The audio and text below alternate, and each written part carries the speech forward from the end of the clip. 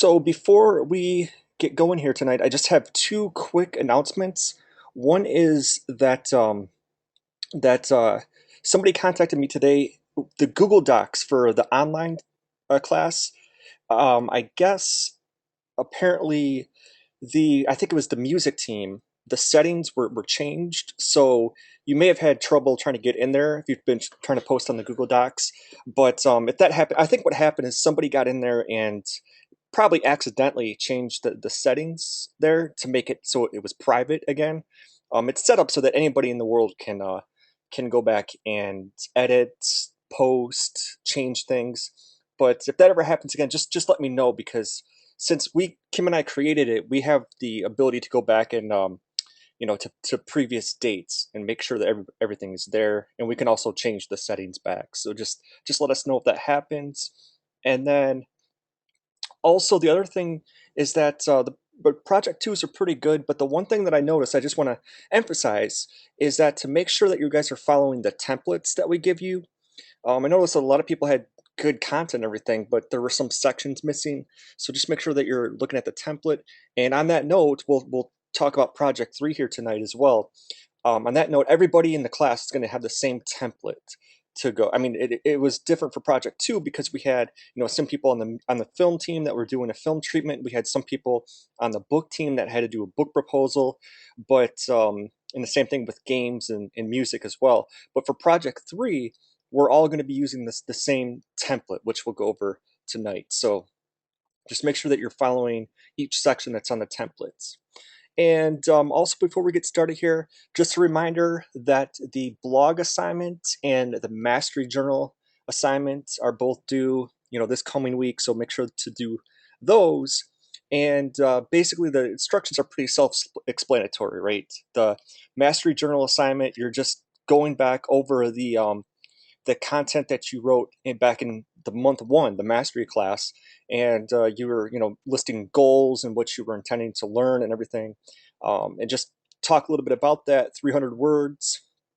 And the other thing, of course, is the blog assignment. Once again, pretty simple. It's you can choose any topic. It doesn't have to necessarily relate to this class.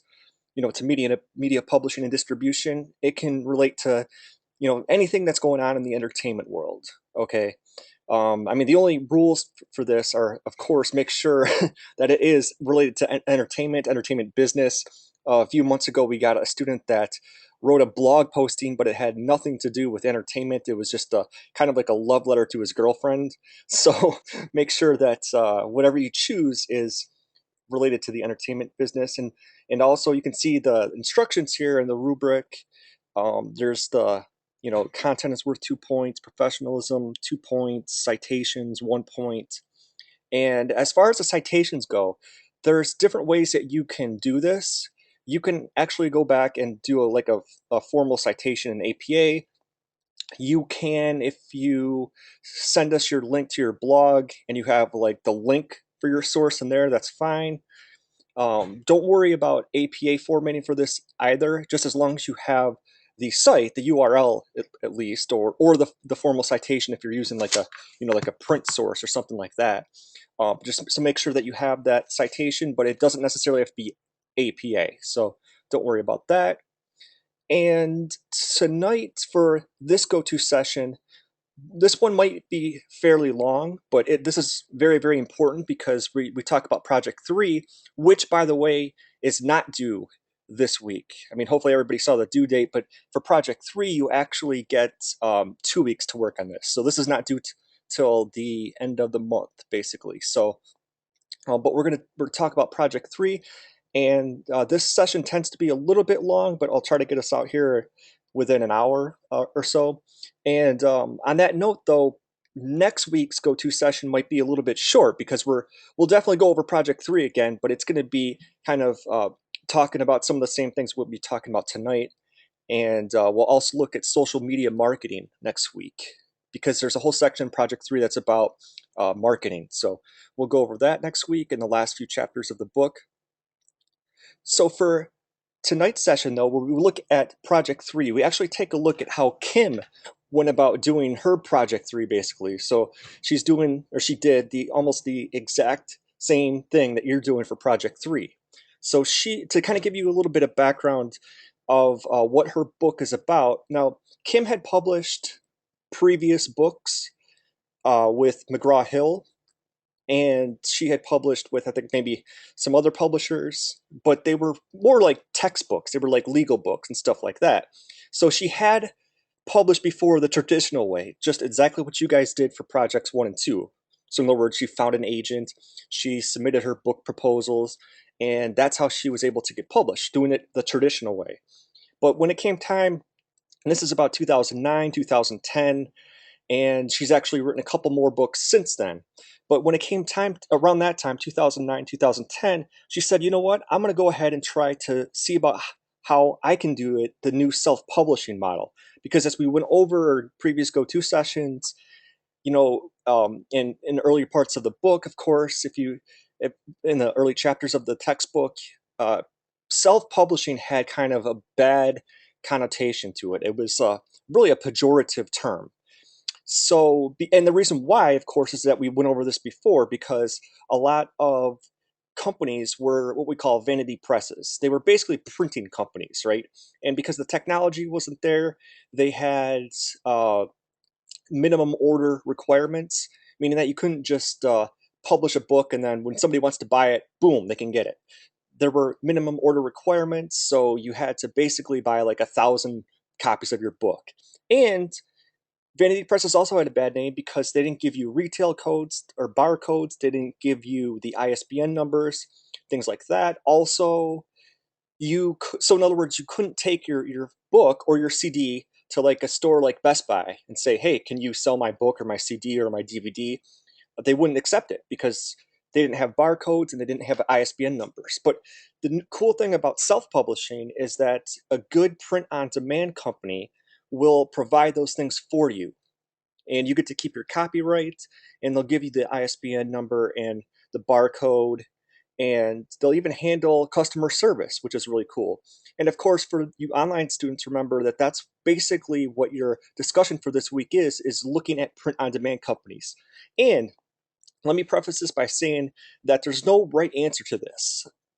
For example, some people on the music side prefer CD Baby, other people prefer TuneCore, and really, there's no right answers to which one's better. You just have to explain this in your project 3 as to which one you're choosing and why you chose it. And of course, the discussion for this week is we give you a list of certain print on demand companies, but that's not an exclusive list. So you can find other ones out there, and you're welcome to do that research. And basically, the discussion for this week is to take a look at a couple of them or a few of them and maybe go over some of the strengths and weaknesses of some of them, and which one would you choose and which one would you recommend to somebody. So to again give you a background on Kim's book, so she decided in 2009, 2010, hey, I'm going to see if this new self-publishing model works. And so obviously a few things before going through that process is you need to establish a niche market, or niche market if you want to call it that, which is basically, a specialty market, because it's going to be tough if you say, okay, I'm a big fan of horror books or something like that. Well, there's lots of different horror books out there, right? There's vampires, there's zombies, there's ghost stories, there's traditional horror, there's horror that takes place in a certain chronological time, things like that. So you're better off to define a niche market that works best for your content, right? The same thing goes with in the music industry, right? People will sometimes say, well, I'm a rock artist. Well, what does that mean? Because there's different types of rock, right? Also, you need to be established credibility, right? So all of you can say that you're master's students and things like that, and go over your previous experience. And in Kim's case, of course, and I'll explain the content of what her book is about here in a second. But in her case, she was credible because she was a lawyer, and that's what her book deals in part to. She was credible because she had been teaching in education for a while and things like that. And so she could establish herself as an expert, of course. And the last thing that you need, obviously, to make money is that the topic needs to be popular.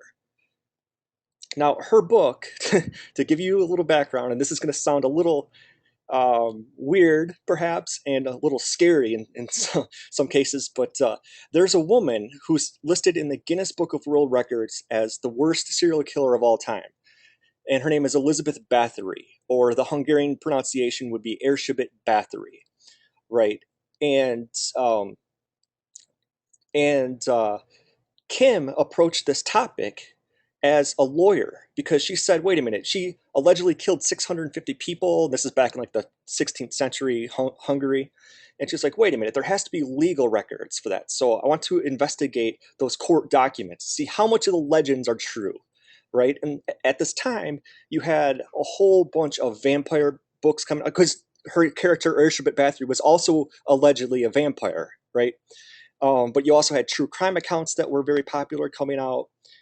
You had period history works, and as I said, her character was around in the 15th and 16th centuries. So all those things were popular. So she knew that she had an idea that could sell, right? And Countess Erzsébet Bathory, to give you a little bit of background, there's been lots and lots of books, lots and lots of movies that are based on this character. So a couple examples of that would be actually the Snow White story, the evil queen or stepmother or whatever. Um, this idea of this woman who is so desperate about her appearance that she looks in the mirror, the mirror on the wall. She looks in the mirror and is obsessed with her appearance. And the legend is that Erzsébet Bathory was the same way. And the stories go that she was so obsessed with her appearance that she killed a lot of her servant girls and bathed in her blood as sort of a youthful remedy, basically. So once again, Kim wanted to see how much of these stories are really true, right? But a couple of other movies that are based on her. In the 1970s, there was like Countess Dracula. There was a movie called Daughters of Darkness. There's a band, music rock band, a heavy metal band called Bathory. She's also featured in a scene in one of the Hostel movies, I think Hostel Part 2. There's a character in that movie who bathes in people's blood. Um, there was a movie called The Countess a few years ago with the French actress and director Julie Delpy. There was, in fact, a recent thing that I read not too long ago was that Eva Green, the actress, she's going to be in Sin City 2 that comes out, I think, this week, right? Apparently, she might be interested in doing a movie and playing Airship Bathory. So this character has been around for a while, and there's been lots and lots of stories and legends where they kind of have fun with the whole story. Like, did she really kill 650 people and bathe in their blood? And was she really a vampire that drank their blood? And she was also rumored to be a lesbian. And so, how much of this stuff is really true? So, Kim's big selling point for this book and for approaching this topic is that when you look at the court records, there had never ever been a translation of the court documents because they're in different languages and stuff like that. So, Kim, her big selling point was I'm going to give people the court records to show you how much of this story is true and how much of it is folklore and just fantasy and legends and stuff like that. So right away, she's got a good selling point for her book, right? So yeah, I mentioned like lots of B horror movies on based on her. So she looked at the competition and did a SWOT analysis, analyzing the strengths, weaknesses, opportunities, and threats. And what she found in her research was that there were obviously lots and lots of books and lots of stories about her, but most of them were just sensational. They were outdated. Like a lot of them hadn't come out in a long time. And since her book offered new material, the promise of new material, and from original sources, the court records, she figured that she had a pretty good idea and lots of opportunities for this book. And she examined what you guys in the online class are doing for the discussion this week, analyzing some print on demand companies. Now, this is not an endorsement for this company, but I'm just explaining the one that she chose is called CreateSpace, right? Which is actually owned by Amazon. So if you go through CreateSpace, you automatically have worldwide distribution right there, right? Because Amazon sells throughout the world, and now they even, yeah, obviously they do Kindle and stuff like that. So now Kim can sell her book, print copies, physical copies, and also ebooks through Kindle. So she thought, hey, this is a pretty good company. Now, the cool thing with a company like Amazon too, and any good print on demand company, is that your royalty rates are a lot better than the traditional publishing model, right? You probably have read that, and we've talked about this, that if you publish your book the traditional way, your royalties are not going to be that high. You're going to be about 15% in books, might be a little higher for music, but with self publishing, your royalties are a lot more, in a lot of cases, twice as much. In fact, TuneCore, for those of you in the music side, I believe they give you like 100% royalties. Now there's like a yearly fee and stuff like that, but companies like that, they give you a lot higher percentage of royalties. And Kim, her next thing is to look at some type of brand that she could use. And in her case, she found this old portrait, and because of this is an old portrait, she didn't have to worry about copyright infringement or things like that. But this is a portrait of the Countess Erzsébet Bathory. And what she did is she put this picture, this portrait, as the cover of her book. You know, she also uses it for her website photos, any type of like ancillary merchandise. She would have that portrait. So this is kind of a key thing that you want to emphasize in your marketing strategy, which we'll look at the instructions for Project 3 coming up here. But she decided on a brand, of course. She put together a website, and it's just infamouslady.com. That's the title of her book, is Infamous Lady. And so she was able to get that domain name, which was really, really good. In fact, I think later on, a different company tried to buy that domain name from her, but she didn't sell it. So it's still infamouslady.com. And this is one of the key things that you want to talk about in your project 3 as well, is that, 5 years ago, to buy a domain name to have your own website was perhaps fairly expensive. Today, you go through a site like GoDaddy.com or some of these other ones, and it's really, really inexpensive to get your own website. So we strongly would urge you, for your content here, for your project, to have like an official site. But even if you don't have that, you obviously want to have a Facebook site. You want to use social media. So keep that in mind. And on her website, she offers a lot of stuff. I mean, you can obviously buy the book there, and she'll give you the link to Amazon. But on the site, she also provides details as to why this book is going to be popular and why people would be interested in it. She's going to talk about what the book offers that others don't. For example, court documents and records, and why she's credible, her biography, different ways to buy the book, the link right there to Amazon. And also, she has a mailing list. And before I go further, not to give the whole story away, but but if you read the book, you'll find out that a lot of the legends about Countess Erzsébet Bathory turned out to be not true at all. She was a serial killer, but the number of 650 is way exaggerated. It's probably, I don't know, maybe more like a couple dozen, which is still something. But she found out that the stories about her, uh, like bathing in blood and stuff like that, a lot of those stories grew out of myths later on, and there was no basis in fact on those things and things like that. Now, one of the things you want to consider for your project as well is the strategic release date for your product. What I mean by that is, like in her case, because her book is about this lesbian vampire, supposedly, a good release date for something like that would be like Halloween. Now, I don't think she was able to quite get Halloween. I think she was making some last minute edits at that time. But nonetheless, I mean, it was very close after Halloween, put it that way.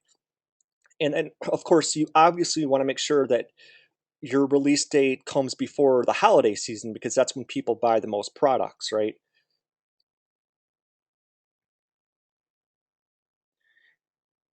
And so we mentioned Amazon. There's a link to the book if you want to check it out later. And then another thing that good print on demand companies will offer is what we call expanded distribution.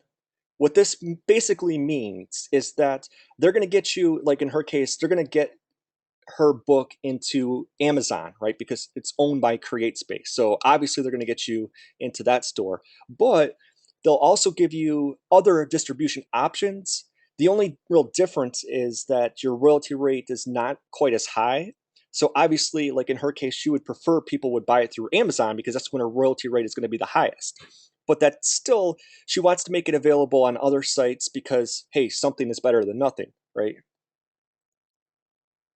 And they'll get you into catalogs like Baker and Taylor. And these big catalogs are what libraries use, what retail stores like Best Buy use, is they purchase their products from these big catalogs.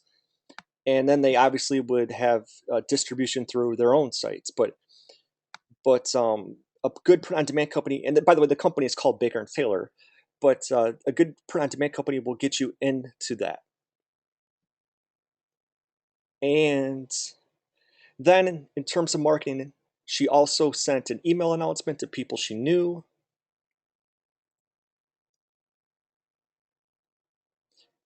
And then she invested in a Facebook page and ad. And we'll probably talk a little bit more about this next week, but to kind of give you a shortened version of this, I will just say that a lot of people, like you go on your Facebook page and you'll see ads on the side, right? And a lot of people think, well, I don't have the budget for that. But the cool thing with Facebook advertising is that they will give you options to choose from. So what I mean by that is, let's just say that your budget is not that high and you don't want to pay for Facebook ads that are going to be on a million different sites. Let's just say you don't have the money. Well, Facebook can set up a certain service where, let's just say that you want to have your budget, I don't know, $2 a day, and that's the max. So that would be like $60 a month. Well, and let's just say that their click rates, they'll charge you, let's say, 60 cents when people click on an ad. Well, you can actually set the budget for that day to be $2. So in other words, when people click on that 3 times, the ad will go away. So you really have a lot more creativity and also a lot more freedom with your budget this way. And the other thing that you guys are probably all certainly aware of is that they will target, what they use, target advertising, meaning that your ad will only show up like on people's page who are interested in your topic, right? So if people do a search for Countess Bathory or something like that, and they want to look at like a page that's devoted to Countess Bathory, well, then Kim's ad would come up on those types of sites, right? Then there's other things that you can do, like she's got a secondary site on Facebook that's called a Community of Bathory Scholars. You can also set up an account with cafepress.com, and they will give you like merchandise options, like they'll sell, you put your logo on mugs and t-shirts and things like that. And of course, Twitter, blogs. You guys, by the way, will be learning a lot about that stuff in your next class, which is called digital marketing. And in that next class, I'll talk about this a little bit next week probably, but there's something that's known as web optimization, where there's certain algorithms that companies and search engines use that most people are probably not quite fully aware of. Meaning that, you know how like you do a Google search for something and like there's a certain order as to how the pages show up, how the search results show up. You can actually manipulate that so that people that do a search, like in her case for Elizabeth Bathory, the first thing that will come up is Kim's site. Basically, to make a long story short, is what you can do, and this is again something that might not be ethically okay with a lot of people, but what you can do is you find your link and you can keep clicking on it. Like you continuously click on it. Same thing with like a YouTube video. Same thing with Amazon. you keep clicking on it, and the algorithm is set up so that the the pages with the most clicks on them will show up at the top of the list. So you can kind of manipulate that list a little bit by just clicking on your site, hitting the back button, clicking on your site, hitting the back button, and doing it over and over again. Again, some people aren't okay with that ethically, but it's a technique that a lot of people and a lot of artists and a lot of businesses use, right? So now we take a look at where will you take your project. And we definitely want you to tell us if you do this for real. Now I know that because of this class is set up so that it can be hypothetical, because I know that a lot of you might not have like a book, a lot of you might not have like a full screenplay or something like that. So this might be something that you do down the road, but we also had a lot of students that have done this for real. So let us know where you take your project and if you can get it out there. And this new self-publishing thing, it's a lot easier than you think because as is pretty self-evident, I would think, when you do publishing the traditional way, which you guys did for projects 1 and 2, it can be very, very difficult to get an agent.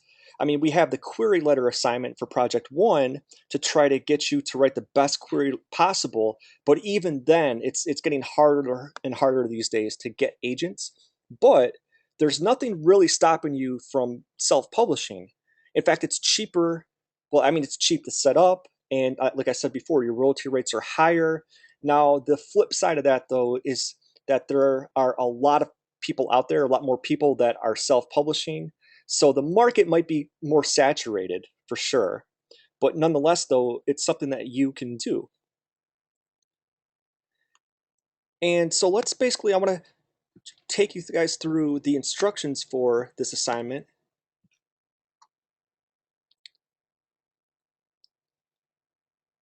So the assignment is just called the Business Strategy Template.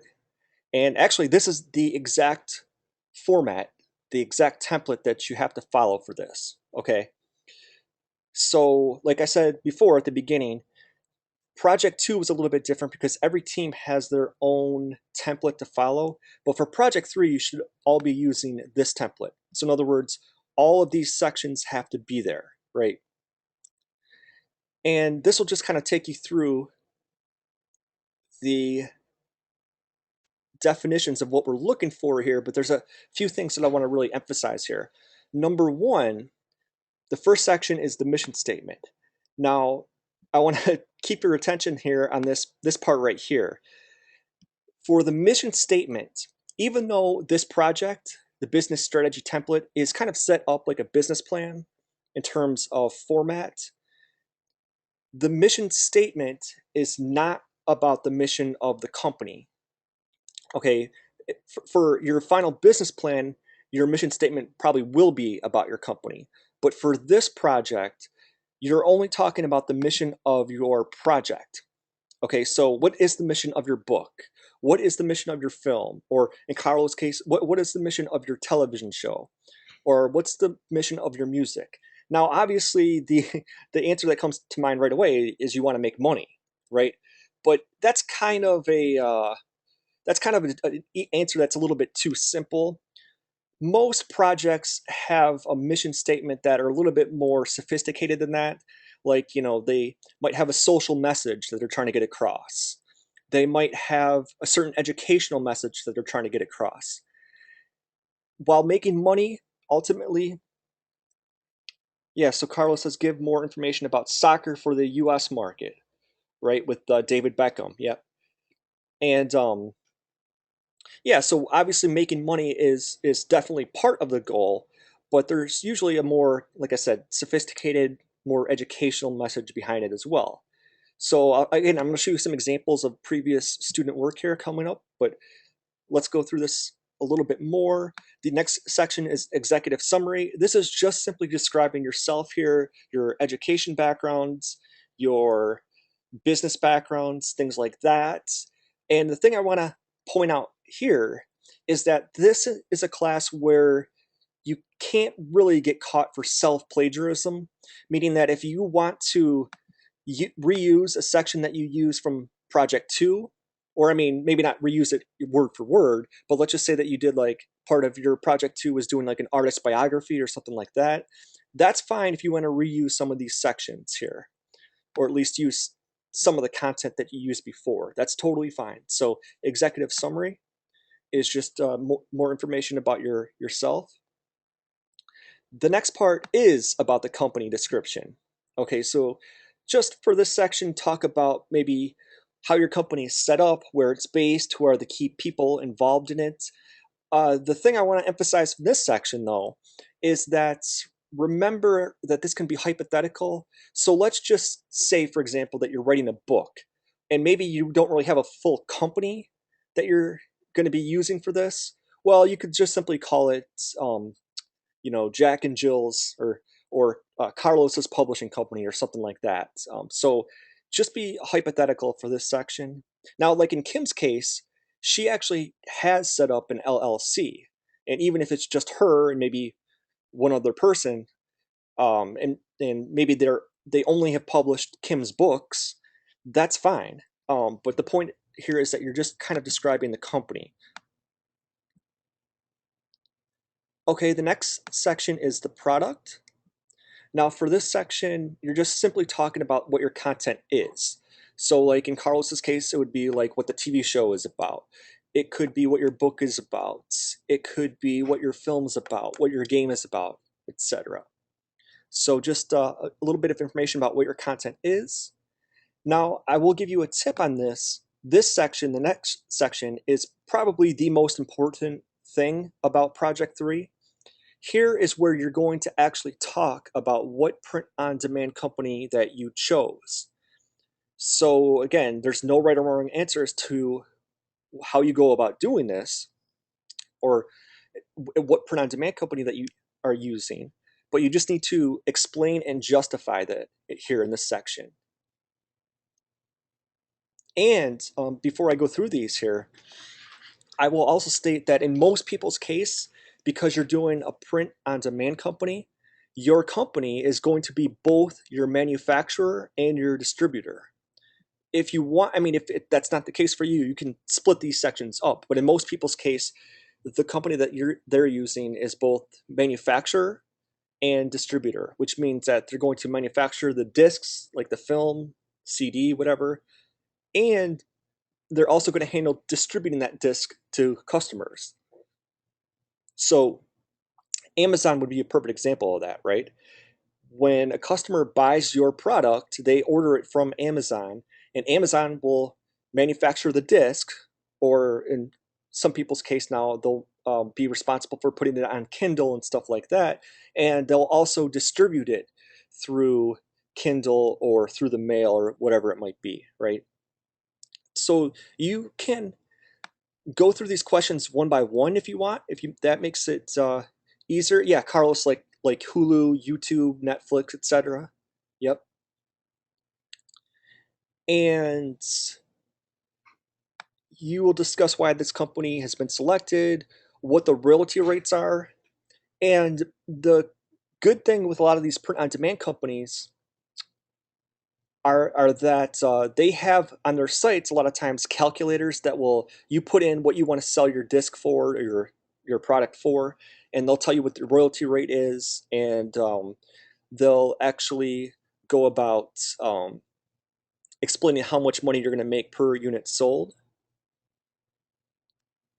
So yeah, so it works for TV or video products. Yep, Carlos. So if your print-on-demand company is going to get your product on Hulu or YouTube or Netflix, then you would just explain that there. And I would say that in recent months, especially, I would say that for most students, they're usually going both ways with distribution. They're usually offering both a physical disc, for example, but they're also going to offer like a video version of it, or they're going to get your stuff on Netflix and things like that. And discuss whether you have hard copy or digital distribution or both. Discuss what your retail price would be.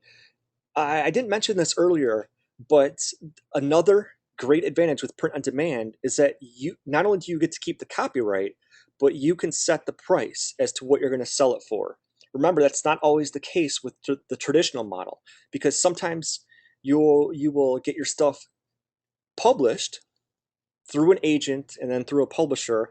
But let's just say that you put a lot of time into your book, for example, and you say, hey, I like take a look, for example, at this book. This is one of my textbooks. Look how big this thing is. And I don't know what the retail price would be.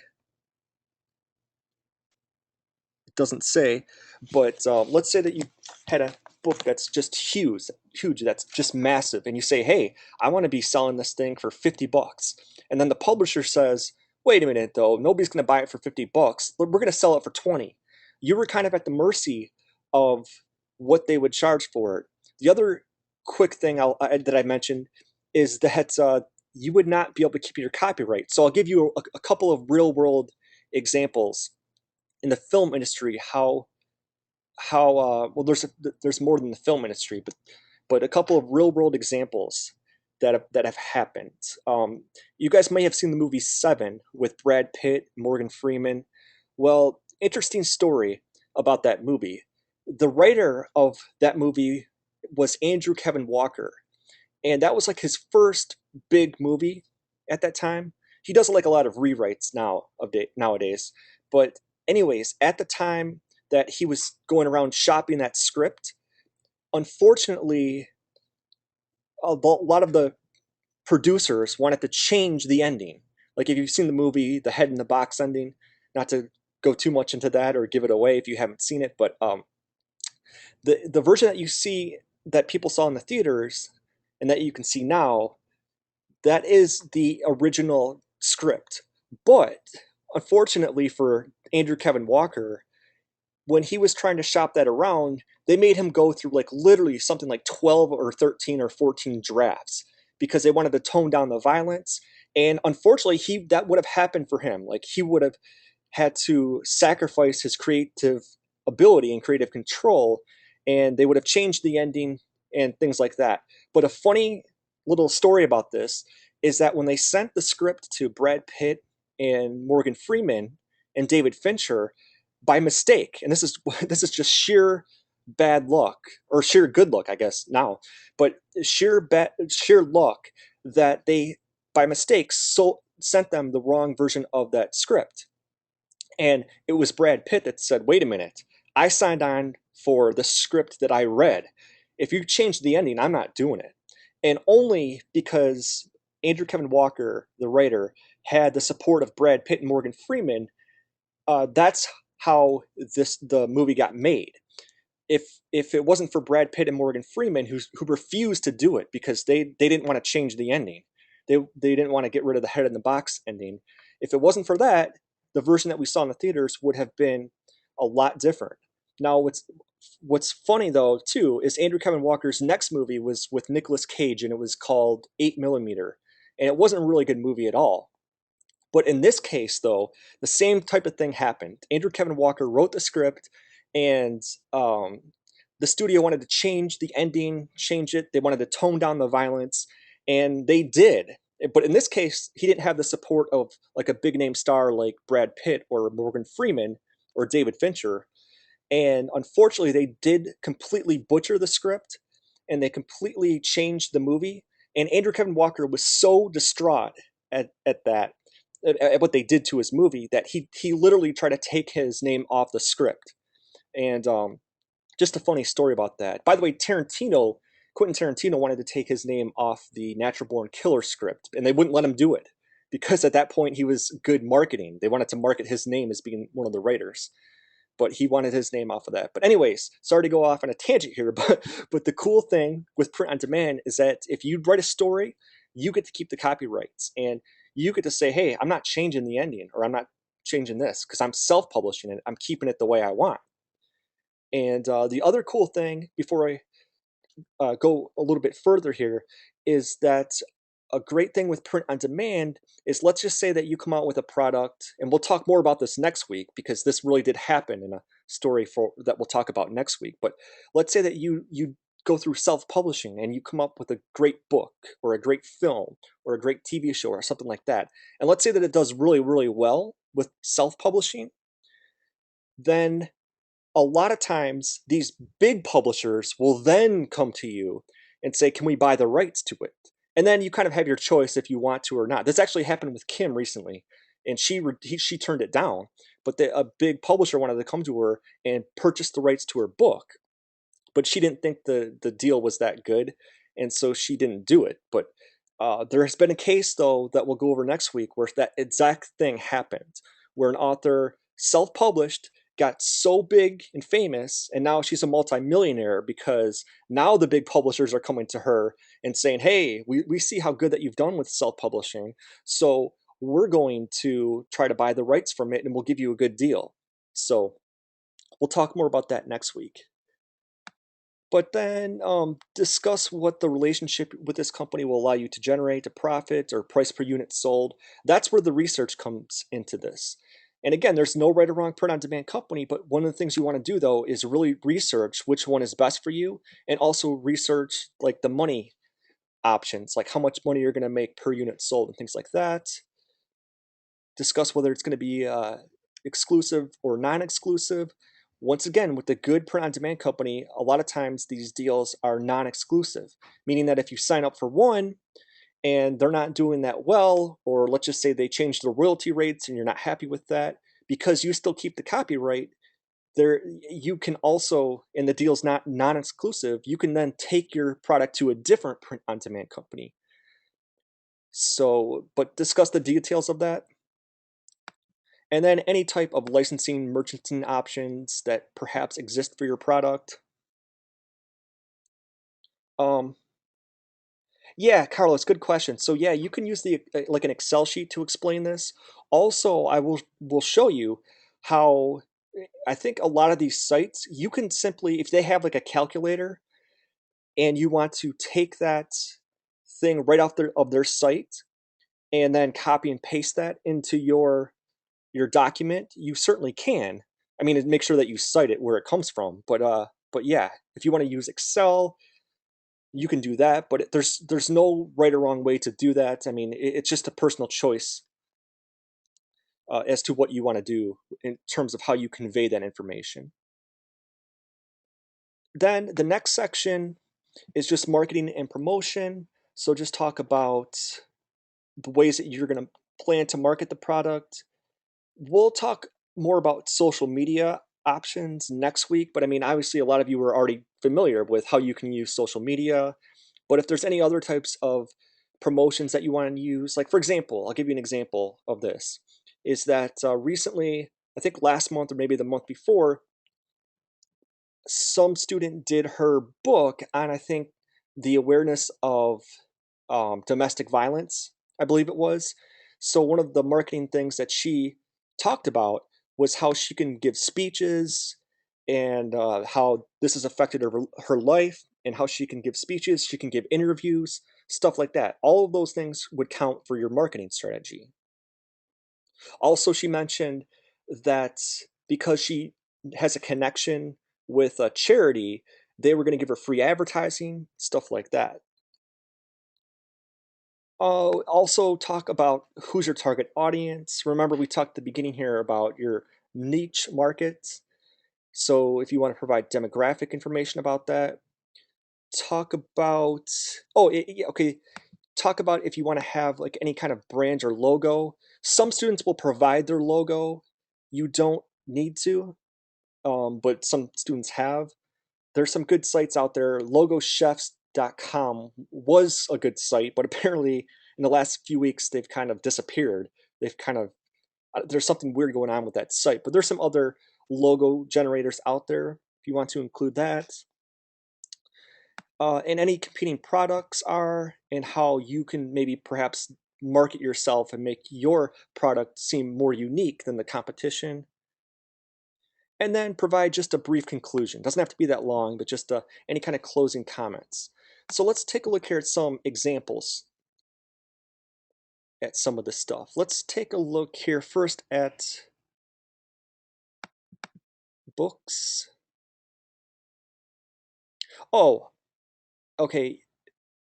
Yeah, this is a good one I remember. Now, this student did, and I took their name off the paper, of course, to keep it anonymous. But for this one, this was a book that was Where Did Grandma Go? In fact, we may have actually used this example for last week when we were talking about Project Two, I think. But this is the Project Three version of it. And here she talks about where did grandma go. So this is a, and once again, I just want to highlight here the mission statement is not the mission to make money, and it's not the mission for the company. It's what is the mission of the book. And she has a pretty good reason or really good explanation of what the mission is. And you can see this here at the bottom. It seeks to help families realize it is normal to experience feelings of withdrawal, depression, loneliness, sadness, etc. And that's one of the goals of the book. It's not simply to make money, right? Then just the executive summary, information about herself, the company description, right?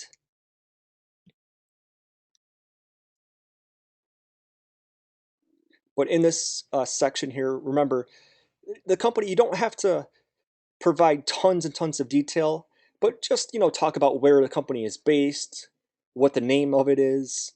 Now, she says that the company has 25 employees, but some of you, again, might just have yourself. That's totally fine. And this one, yeah, I remember was, and this is very ambitious. So don't feel like you have to try to do anything like this. But she was offering not only as a book, and she goes through the chapters right there, but she also was including, because she has also a music background, she was going to include a music CD, a 2 disc CD for that. Now, I just want to point this out here because, again, remember, it doesn't necessarily matter what print on demand company you use as long as you explain it and justify it. And we won't go into all the details here, but you can see it's pretty detailed as to what the manufacturing and distribution strategy is. But I will just bring this up that you see here how she's talking about this company. It's called Exilibris. Now she's talking about how there's a Dreamtime package for almost $2,900. Now, again, on a personal level, I don't think this is necessarily a good strategy. Like, I wouldn't recommend it because with print on demand, we've talked about this, but with print on demand companies, the setup fees are really, really cheap. It might be different now. They always change what their prices are, but like in Kim's case, I think she set up her whole book with $37 using CreateSpace. Now she did later on pay for advertising on Facebook, but the advertising was so good and effective that she didn't lose any money because of it. In other words, when she made money off of the book sales that came in, she would invest that back into the advertising, right? But again, this student here is using this Dreamtime package, which I personally would not recommend. But nonetheless, though, she explains why she chose it, and maybe she has the money. I don't know. Maybe she's going to get investors or something like that. But but she's going through the financial details here. She's talking about marketing promotion, so creation of a website, and Twitter, of course, is always popular. She wants to do like kind of like what we're seeing here in these sessions, kind of a go-to session or Google Hangout, which is good.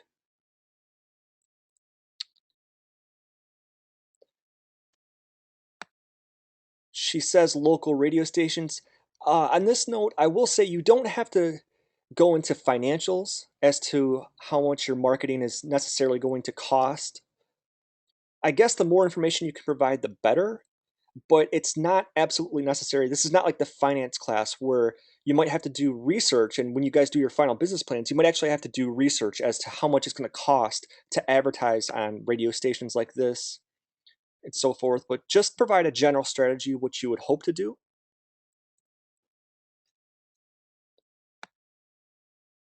And so she provides information about that. And then the one thing that she's missing here is a conclusion. So the conclusion doesn't have to be long, but just like a paragraph or so as to the conclusion for the whole thing, right? And again, there is no, like the other assignments, there's no minimum or maximum for these assignments. But just to give you an idea of like this one, which was really good. In fact, I think this maybe got like a perfect score. You could see here the word count is about 1,800 words, and it goes on for like 4 pages, single spaced. So if that's something you want to shoot for, that would be good. But there's technically no minimum or maximum to that. Let's look at maybe one or two more here. Well, since Carlos is here, let's look at a TV show one. And by the way, these examples I'm showing you, there's for some of them, there's good things and they're bad things. That's why I want to kind of go over these things here. Now this one is for a reality show. Okay, yeah, I remember this one too. Okay, this one is the reality of property management. It's meant to educate the audience on commercial real estate. And then it's going to give an in-depth look into the day-to-day operations of property management. Executive summary. All right, I guess it's a she. I thought it was a he. Yeah, Carlos, kind of like if you want to call it like a yeah, like a it could be more graphical, like a brochure. That would be okay. I mean, we tend to get more Microsoft Word documents of these things, but in fact, it's not necessarily set in stone as to what it has to be. In fact, I think one of my examples too was like kind of like a glorified document using pages and stuff like that. You don't have to do something graphical necessarily, but you could put it together that way if you want.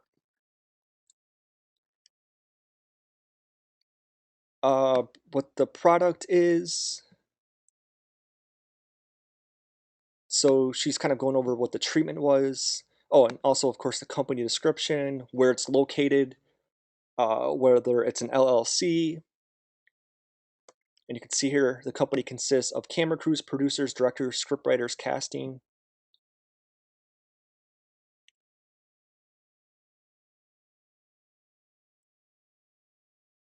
Now, this is kind of an interesting one that I hadn't really heard much about, but in this case, this it, again, it doesn't matter if I've heard about it or not. If you can explain what the distribution would be, that would be okay because in this case, or she is going over this company. It's called Syndicato, and exactly what Carlos was asking about before. They do provide cable and VOD to major outlets such as iTunes, Microsoft, Vudu, Hulu, Amazon, Google, etc., Netflix.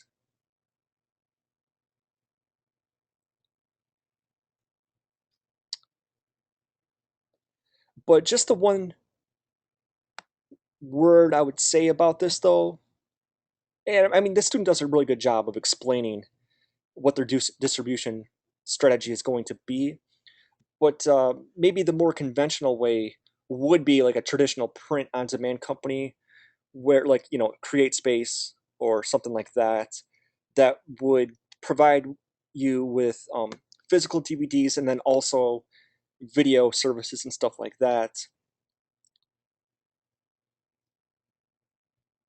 Okay, marketing and promotion.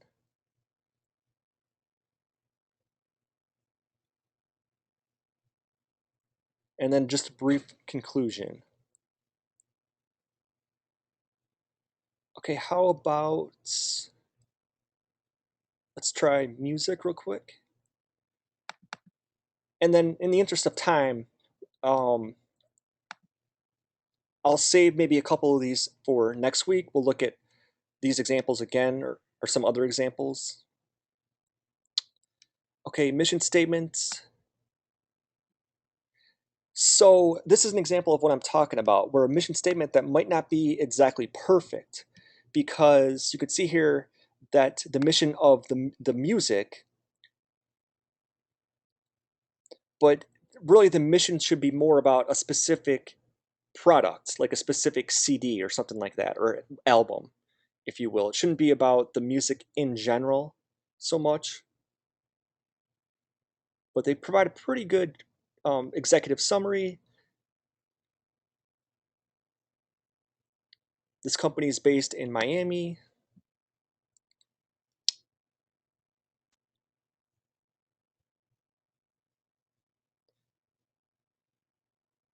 And again, I think one of the comments that we made on this person's product here, their project 3, is that they were focusing too much on a general type of thing. You can see from just reading this here, they're talking about the company in general, and it consists of mostly talented Salvadorian bands. That's not really the goal of these projects. Ideally, you want to be trying to sell and distribute something specific, something particular.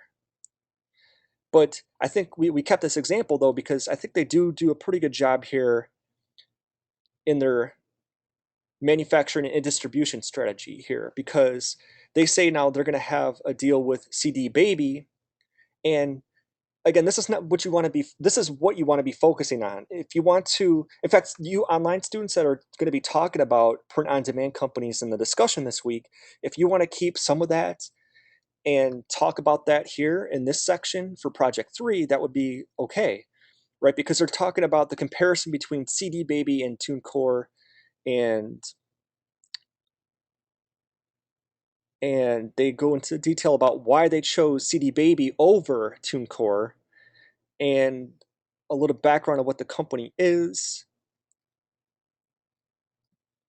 And really, for this section, manufacturing and distribution, this is where you should be focusing most of your efforts on, I would say, for project 3, is really go into detail, really do some research on the site, maybe look at some of the artists that they've worked with in the past, go into financials. And by the way, what you see here on the screen, this changes. Now, I guess it's a 9% commission on digital sales. That could change. I mean, these things change from month to month.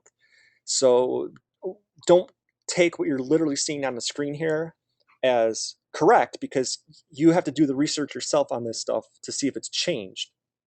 Okay?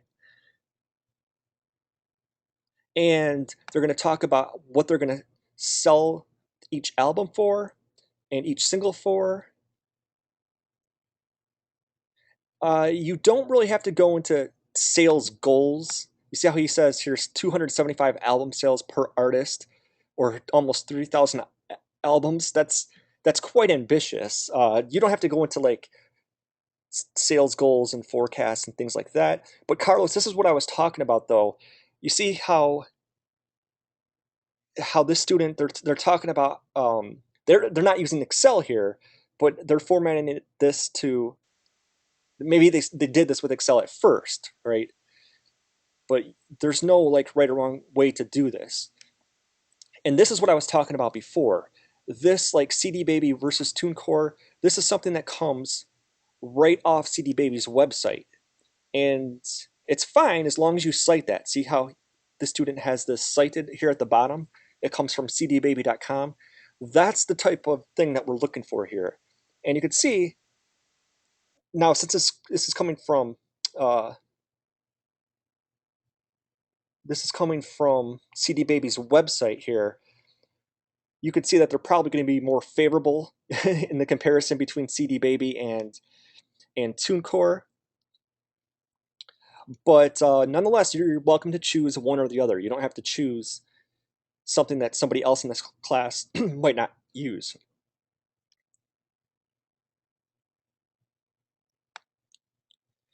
So more details about what CD Baby charges, a percentage on net annual sales of particular music. So it means that if the album or single does not perform as expected, there will never be a point where cost of distribution becomes higher than the return. So this is an example of a pretty good section here on manufacturing and distribution. Then they've also got a lot of good details about marketing and promotion.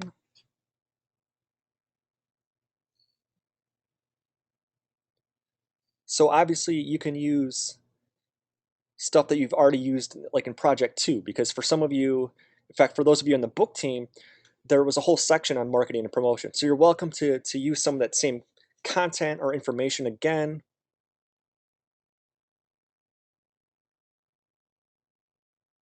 And this is what I was talking about before, where they actually provided their logo. It's not required, you don't have to do that, but this is an example of a student that did do that. And then just a brief conclusion. Okay, so this is an example of a very, very good project 3, but like I mentioned before, try to keep the emphasis though on a single product. I mean, it's okay if there's perhaps a couple of projects, but you don't necessarily want to keep the emphasis like this student did on a whole record company or something like that, right?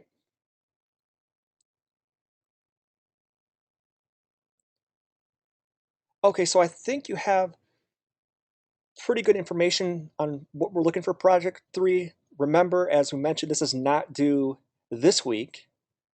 The only thing that you have to do this week are, of course, the blog, the mastery journal assignment, and you online students, of course, have to do the discussion board, of course.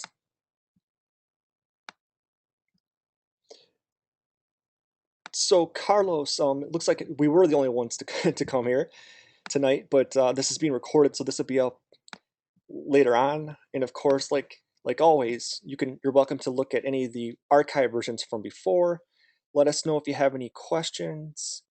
And just the last thing that we have to do here would be the attendance questions for the on-campus students that but before I do that though, Carlos, are you good with project 3? Are you all set? And of course, if you think of something later on, just send either of us an email. We'll get back to you. Okay, great. So last thing to do here, we'll go over the attendance questions for the on-campus students. Remember, this is only for the on-campus students. So for project 3 here, or week 3, how many blog posts will you need to submit? The answer to that is 1. If you want to put 1 plus the mastery journal assignment, that would be fine. What can you discuss in your posts? In the blog post, you can discuss anything that's going on in the entertainment world. It doesn't necessarily have to be related to the class, but just something related to entertainment business. Is it acceptable to submit your links by hard copy or blogs by links by hard copy or both? The answer to that, and actually, I'm glad that this came up. I should have mentioned this before. Those of you, you're welcome to submit the blogs how you want. So in other words, if you want to copy and paste your blogs into Microsoft Word, that would be fine. Or if you have a link that you want to include that will take us to your blogs, that's fine as well. So basically the answer to number 3 is ideally you want to submit your blogs by, it can be links, it could be hard copy for those of you in class, but I mean, it's just simple to just do a link. I mean, why go print it when you can just copy and paste it or provide a link to your blog? But either way, I guess is technically fine. Just one footnote about that question, though, number 3. I do think the next class that you're going to have with Kristen in the digital marketing class, I think that for her class, you should have your like Tumblr page set up or some type of blog site set up. For our class, it doesn't really matter, but I think that's how she prefers it. So ideally, you might. So I'm just kind of giving you a warning that you might be forced to, if you're not posting your blogs on like a blog site, you might be forced to do it next month. There was one issue with that came up not too long ago. Are both postings due at the same time? When we say both postings, we're talking about the mastery journal and the blog. The answer is yes. You have until Sunday, 11:59. How long should the post be? Remember, for both of them, it's 300 words, right? Which is not that long at all. So 300 words. Are sources, citations required? The answer to that is technically no. But that being said, the master journal might be different. Maybe you won't be doing citations for that. But the blog post, in like 99% of cases, people are doing their blog post on something that they've read about, some type of article, some type of information. So if that's the case, then yeah, you should be citing sources, but I guess technically speaking, it wouldn't necessarily be required. Then in project 3, what is the purpose of the business strategy? Basically, a simple answer is to explain how you will self-publish and self-distribute your product. Okay, just it's that simple. The purpose of the business strategy assignment is to explain how you're going to self-publish, and you want to put that term in there, self-publish and self-distribute your project. Okay, and number 8, in general, the business strategy has many of the same sections as a what?